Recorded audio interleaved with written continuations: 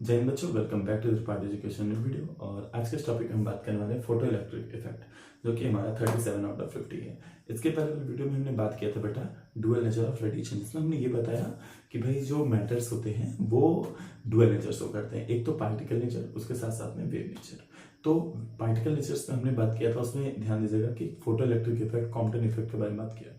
तो आज का टॉपिक रहेगा हमारा फोटो इलेक्ट्रिक इफेक्ट। इस वीडियो में हम पूरा डिटेल में बात करेंगे कि फोटो इलेक्ट्रिक इफेक्ट क्या होता है, उसका एक्सपेरिमेंट क्या था और उसके इफेक्ट क्या है, किस इफेक्ट पर डिपेंड करता है। ठीक है, इन सब चीजों पे हम बात करने वाले हैं। तो चलिए वीडियो को शुरू करते हैं बिना किसी देरी के, जुड़े रहिए। देखिए, सबसे पहले बेटा फोटो इलेक्ट्रिक इफेक्ट को जानने से पहले हमें ये जानना जरूरी है यहाँ पर फोटोन, ये फोटोन क्या होते हैं, हमको ये जानना बहुत ज्यादा जरूरी है। तो देखो बेटा, हम सभी जानते हैं कि लाइट जो है वो फोटोन से मिलकर बनी होती है। तो फोटोन की कुछ प्रॉपर्टीज कि भैया फोटोन क्या है, एक तरीके का बंडल है, क्वांटा है। ठीक है, मतलब द पैकेट और bundle of energy is called photon. ठीक है, energy of photon is equal to कितना होता है, एच न्यू, वेयर या फिर H C by lambda. C बेटा हमारा स्पीड ऑफ लाइट होती है, एच प्लांक कांस्टेंट है और लेमडा हमारा वेवलेंथ। ठीक है, where h is the Planck constant, sorry where h is the Planck constant, v is the frequency, nu is the frequency of radiation of photon, c is the speed of light and lambda is wavelength। और उसके बाद अगर बात करें photons की property की, तो पहली प्रॉपर्टी फोटॉन की क्या होती है कि भाई ये स्पीड ऑफ लाइट के स्पीड से ट्रेवल करता है वैक्यूम में, यानी 3 × 10⁸ मीटर पर सेकेंड। यहाँ पे माइनस गलती से लिख दिया है। ठीक है, उसके बाद it has zero rest mass, इसके पास कोई मास नहीं होता। इसी की वजह से बेटा लाइट हमारा मैटर नहीं होता। ठीक है, मतलब लाइट हमारी ग्रेविटी की वजह से अट्रैक्ट नहीं होती। ठीक है, उसके बाद और the photon can not exist at rest, वो रेस्ट पे नहीं रहता। ठीक है, उसके बाद the kinetic mass of photon is m is equal to e by c square, क्योंकि हमने पढ़ा है e is equal to m c square, तो वहां से काइनेटिक मास कितना आता है, e अपॉन में सी स्क्वायर। ठीक, एंड मोमेंटम ऑफ फोटोन कितना होगा, p is equal to m into v. ठीक बेटा, तो अगर मास में वेलोसिटी को मल्टीप्लाई करें तो उसकी वेलोसिटी कितनी थी, वही हमने पढ़ा अभी ना कि m इंटू वी हो जाएगा, और मास कितना है हमारा है e अपॉन में सी स्क्वायर, और वेलोसिटी होती है c से c कट गया तो कितना आ गया e बाई सी। वहीं पे बात करेंगे कि फोटोन कहाँ ट्रेवल करता है, स्ट्रेट लाइन में। स्ट्रेट लाइन में क्यों ट्रेवल करता है, क्योंकि इसके पास कोई मास नहीं है, तो मास नहीं है तो किसी भी चीज की वजह से इफेक्ट नहीं होगा। ठीक है, ग्रेविटी इसको अट्रैक्ट नहीं करेगी।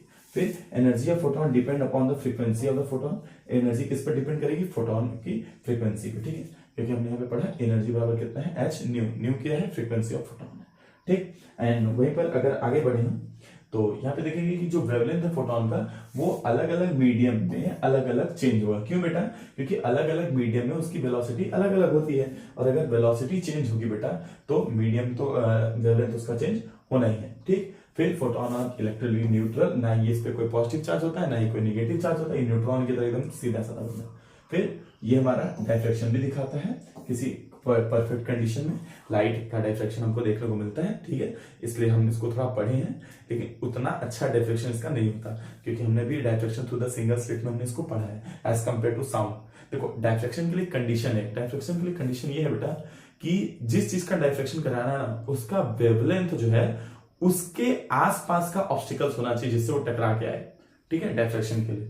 अच्छा, अब photons are not deviated by magnetic and electric field, ये तो हमने भी पढ़ा, क्योंकि स्ट्रेट लाइन में जा रहा है तो ना ये मैग्नेटिक, ना ग्रेविटेशनल, ना ही इलेक्ट्रिक फील्ड से डेविएट होगा। मतलब इन तीनों चीज का इस पर कोई भी फर्क पड़ने वाला नहीं है। तो फिर बेटा अब हमारा मेन टॉपिक आता है, यानी फोटो इलेक्ट्रिक इफेक्ट। देखिए, सबसे पहले थ्योरेटिकली समझते हैं, फिर प्रैक्टिकली समझते हैं, तीनों तरीके से समझते हैं। ठीक, जैसा कि हम जानते हैं the phenomena of emission of electron from mainly metal surface exposed to the light energy is of suitable frequency is known as photo electric effect. मतलब किसी भी मेटेलिक सरफेस पे सनलाइट का पड़ना और उसके वजह से उसमें इलेक्ट्रॉन का एमिशन हो, इसी प्रोसेस को क्या कहते हैं बेटा हम लोग, फोटो इलेक्ट्रिक इफेक्ट। ठीक है, और इसमें जो इलेक्ट्रॉन निकलते हैं इस इफेक्ट की वजह से उसको कहते हैं बेटा हम फोटो इलेक्ट्रॉन, और इस फोटो इलेक्ट्रॉन की वजह से करंट जनरेट होता है। ठीक है, इस करंट को क्या कहते हैं हम लोग, फोटो इलेक्ट्रिक करंट। उसके बाद यहाँ पर कुछ नॉन मेटल है वो भी फोटो इलेक्ट्रिक इफेक्ट दिखाते हैं, लिक्विड भी दिखाता है, गैसेस भी दिखाते हैं। ठीक है, लेकिन कुछ एक सर्टेन कंडीशन पे। ठीक, मेटल्स दिखा रहे हैं यहाँ पर, metal other than alkali metals, और यहाँ पे कुछ अल्कलाई मेटल। अब इसके बाद बात करते हैं अपने इस एक्सपेरिमेंट के बारे में कि जो फोटो इलेक्ट्रिक इफेक्ट के एक्सपेरिमेंट के लिए जो सेटअप कराया गया वो कैसा था। ठीक है, उस सेटअप के बारे में बात करें बेटा तो सबसे पहले एक हमारे पास इवैक्यूएटेड गैस ट्यूब रखा गया, ठीक है, और यहाँ पर एक ऐसे खिड़की बनाई गई, विंडो बनाया गया, जिसके में से यूवी लाइट इसके अंदर आ पाई। डब्ल्यू से डिनोट कर रहे हैं, ठीक। और यहाँ पर हमने एक्सपेरिमेंट में कैथोड रखा, एक एनोड रखा, ठीक। और यहाँ पर हमने इसको बैटरी के साथ, ये हमारे अननोन रेजिस्टेंस, एक वोल्टमीटर, और यहाँ पर की। जैसे हम की को चालू करते हैं, हम ये देखते हैं कि जब यूवी लाइट इस पर पड़ती है, तो इस पे जब कैथोड पे यूवी लाइट पड़ती है, तो उसकी वजह से कुछ इलेक्ट्रॉन एक जगह से एमिट होते हैं। ऐसा कैसे हमको देखने को मिला भाई, मतलब कैसे, देखो तो ये है कि when light of suitable frequency fall on the metallic cathode, photoelectron are emitted. These photoelectrons are attracted towards the positive anode and hence photoelectric current is constituted. हमने देखा कि जब इसके ऊपर यूवी लाइट पड़ रही है कैथोड के ऊपर, तो इसके पड़ने की वजह से इसमें कुछ फ्लो हो रहा है, इलेक्ट्रॉन फ्लो हो रहा है, और वो फ्लो होते वक्त किधर जा रहा है, किधर जा रहा है, एनोड की तरफ। तो एनोड होने की वजह से इसका क्या बन रहा है बेटा, एक सर्किट बन रहा है। एक सर्किट जैसे ही बन रहा है इधर की तरफ, पॉजिटिव की तरफ, तो जब इसकी तरफ जा रहा है तो इसकी वजह से करंट फ्लो हो रहा है, ठीक है। और उस करंट को हमने किस में मेजर किया, माइक्रो एम्पियर में, ठीक।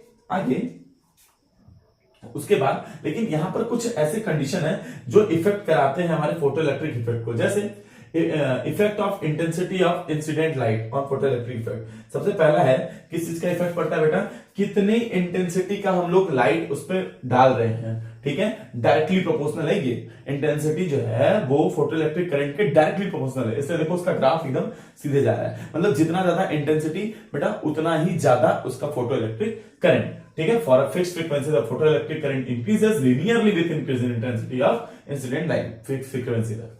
फिर बात करता है कि भाई पोटेंशियल कैसे इफेक्ट करता है हमारे फोटो इलेक्ट्रिक करंट को। तो कहेंगे कि भाई फिक्स फ्रीक्वेंसी के लिए और in fix intensity of light के लिए जो अगर हम लोग इलेक्ट्रिक पोटेंशियल बढ़ाएंगे, तो वो हमारा एनोड से पॉजिटिव पोटेंशियल जो बढ़ाएंगे उसके वजह से ये डायरेक्टली प्रोपोर्शनल होगा फिक्स के लिए, उसके बाद फिर वो नॉर्मल हो जाएगा, ठीक है। When all the photo electron each on the plate a, current becomes maximum and is known as saturation current. मतलब एक टाइम तक तो बेटा देखो, एक टाइम तक ये हमारा कैसा शो करेगा, एक टाइम तक इस पे से करंट जाएगा, जब इस पे करंट जाएगा तो फोटो इलेक्ट्रिक करंट हमको देखने को मिलेगा जब तक वोल्टेज है। लेकिन जब एक ऐसा कंडीशन है कि सारे इलेक्ट्रॉन ए पे पहुंच गए, तब वो एक सैचुरेशन करंट बनाएगा, मतलब मैक्सिमम करंट बनाएगा, उससे ज्यादा करंट पास हमारा नहीं हो सकता, ठीक। उसके बाद अगर हम तीसरी प्रॉपर्टी की बात करें तो फ्रीक्वेंसी ऑफ इंसिडेंट लाइट इस पर भी डिपेंड करता है। इंटेंसिटी के साथ साथ इंसिडेंट लाइट की जो फ्रीक्वेंसी है उस पर भी डिपेंड करेगा। एंड उसके बाद the effect of frequency on incident light on stopping potential, जो स्टॉपिंग पोटेंशियल है उस पर भी डिपेंड करेगा। मतलब देखेंगे कि भाई जितना ज्यादा हमारा फोटो इलेक्ट्रिक करंट इंक्रीज हो, ये इलेक्ट्रिक पोटेंशियल जो है वो इंक्रीज होगा सैचुरेटेड करंट के बाद, उतना ज्यादा हमारा फोटो इलेक्ट्रिक करंट भी क्या होगा, इंक्रीज होगा, ठीक है। लेकिन सैचुरेशन करंट सेम रहेगा दोनों फ्रीक्वेंसी के लिए, ठीक है।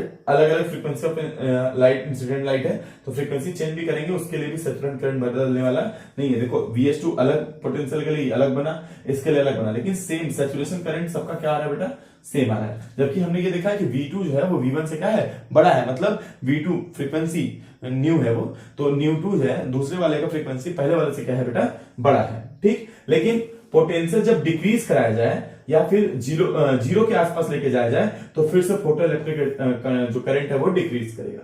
अगेन लास्ट हमारा थ्रेशोल्ड फ्रीक्वेंसी, ये बहुत ही ज्यादा इंपॉर्टेंट है। थ्रेशोल्ड फ्रीक्वेंसी क्या है भाई, क्या हम किसी भी प्लेट के ऊपर सनलाइट डाल दें और वहां से इलेक्ट्रॉन निकलना शुरू हो जाएगा, कहेंगे नहीं। उसके लिए एक मिनिमम फ्रीक्वेंसी चाहिए, और उसी मिनिमम फ्रीक्वेंसी को क्या कहेंगे बेटा हम लोग, थ्रेशोल्ड फ्रीक्वेंसी, यानी the graph between stopping potential and frequency. ये तो ठीक है, देखो बस यहाँ डेफिनेशन समझते हैं, लिखा है ठीक, हाँ। Minimum value of frequency called threshold frequency below which potential emission is not possible however the higher intensity of incident light में भी।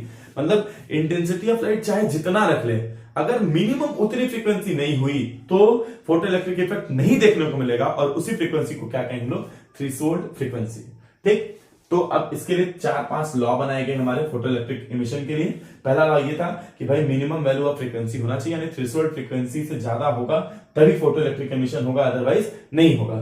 फिर तीसरा क्या बोला कि the number of photo electric electron emitted पर सेकेंड, मतलब जो फोटो इलेक्ट्रिक करंट है वो हमेशा बेटा इंटेंसिटी ऑफ इंसिडेंट लाइट के क्या होगा, प्रोपोर्शनल होगा।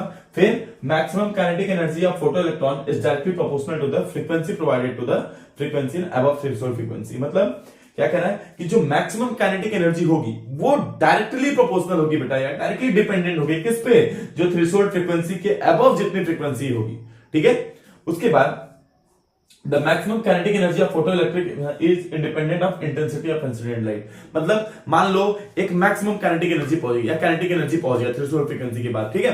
तो अब अगर हम इंटेंसिटी ऑफ लाइट जो है, इंसिडेंट लाइट बढ़ाते चले जा रहे हैं, लाइट की इंटेंसिटी बढ़ा रहे हैं, और ज्यादा कर रहे हैं, और ज्यादा कर रहे हैं, उससे जो काइनेटिक एनर्जी उस पर कोई फर्क पड़ने वाला नहीं है, क्योंकि ये इसमें क्या होगा बेटा, इंडिपेंडेंट। पांचवा लॉ क्या कहता है कि the process of photo electric emission is instantaneous, बहुत ही माइन्यूट टाइम के लिए होता है। ऐसे नहीं कि लगातार हो रहा है, लाइट बढ़ती चली जा रही होता चला जा रहा है, नहीं, बहुत ही माइन्यूट टाइम के लिए होता है, क्षण भर के लिए होता है, ठीक। और लास्ट लॉ क्या कहता है कि photo electric emission is 1:1 for every photon of suitable frequency 1 electron is emitted. मतलब अगर एक उस पे मेटल सरफेस पे एक फोटोन पड़ेगा तो एक ही इलेक्ट्रॉन निकलेगा, उससे ज्यादा नहीं निकाल पाएगा, ठीक है। चलिए, तो आज के लिए इतना ही, मिलते हैं अपने नेक्स्ट वीडियो में, तब तक के लिए जय हिंद।